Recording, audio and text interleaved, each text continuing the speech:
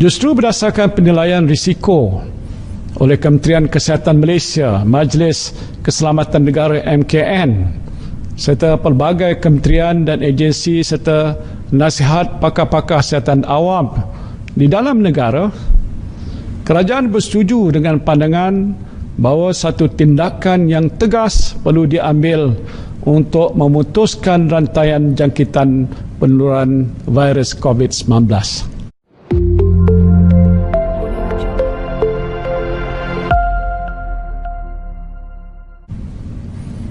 Dan untuk itu, kerajaan telah memutuskan untuk melaksanakan Perintah Kawalan Pergerakan PKP atau MCO untuk tempoh 14 hari bermula jam 12.01 tengah malam Rabu 13 Januari 2021 hinggalah 26 Januari 2021.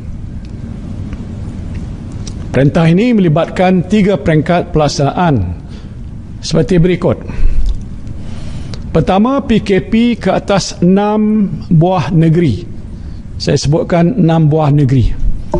Apa dia negeri itu? Iaitu Pulau Pinang, Selangor, wilayah Persekutuan, ini masuk Kuala Lumpur, Putrajaya dan Labuan, Melaka, Johor dan Sabah.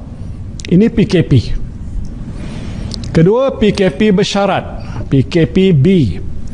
Yang ini juga ke atas 6 buah lagi negeri, iaitu Negeri Pahang, Perak, Negeri Sembilan, Kedah, Terengganu dan Kelantan.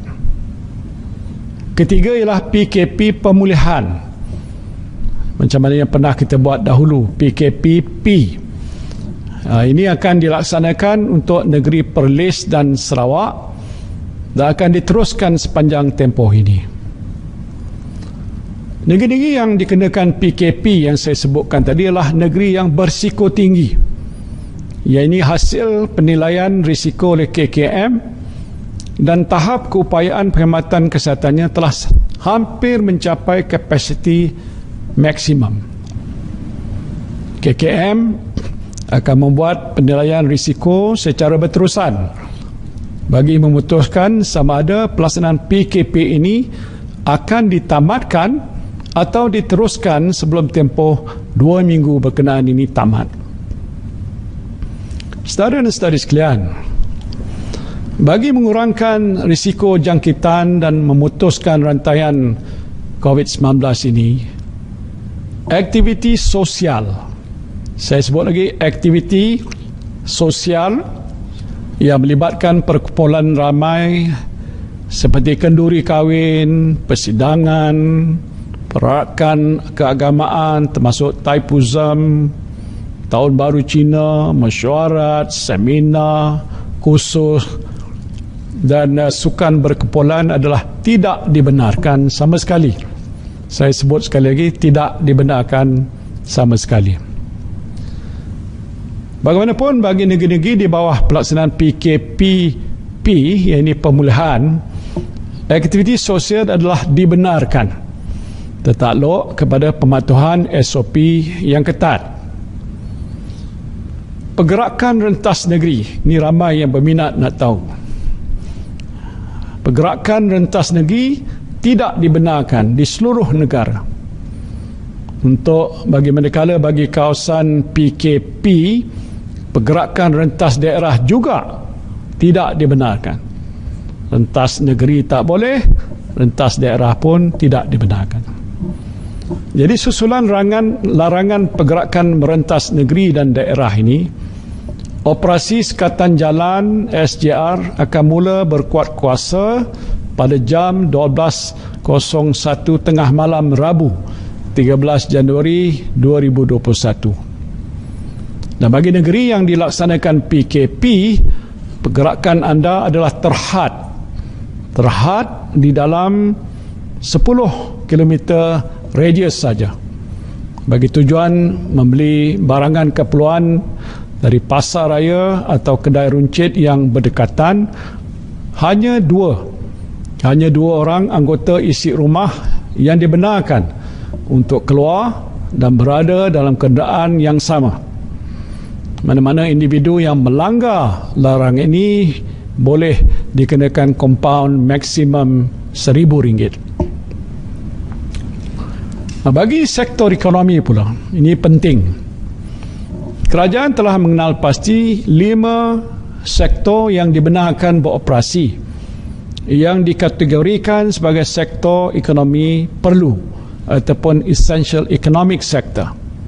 Apa dia sektor-sektor itu? Iaitu penghilangan dan pembuatan, pembinaan, perkhidmatan, perdagangan dan pengedaran, serta peladangan dan komoditi. Ingin saya ingatkan, jumlah pekerja yang ditentukan mestilah mengambil kira pematuhan ketat SOP yang ditetapkan. Jangan sampai tiada penjarakan fizikal langsung sewaktu berada di tempat kerja. Mana-mana majikan yang melanggar SOP dan menyebabkan berlakunya penularan jangkitan COVID-19 di tempat kerja, tindakan tegas akan diambil berdasarkan undang-undang termasuk menutup premis berkenaan. Kementerian Perdagangan Antarabangsa dan Industri ataupun MITI akan nanti memperincikan jenis-jenis perkhidmatan yang disenaraikan sebagai essential economic sector ini. MITI dan juga Kementerian Kerja Raya juga akan memperincikan butiran kerja-kerja pembinaan yang dibenarkan beroperasi. Bagi sektor atau perkhidmatan yang tidak disenaraikan sebagai essential services, arahan bekerja daripada rumah atau work from home akan dikuatkuasakan.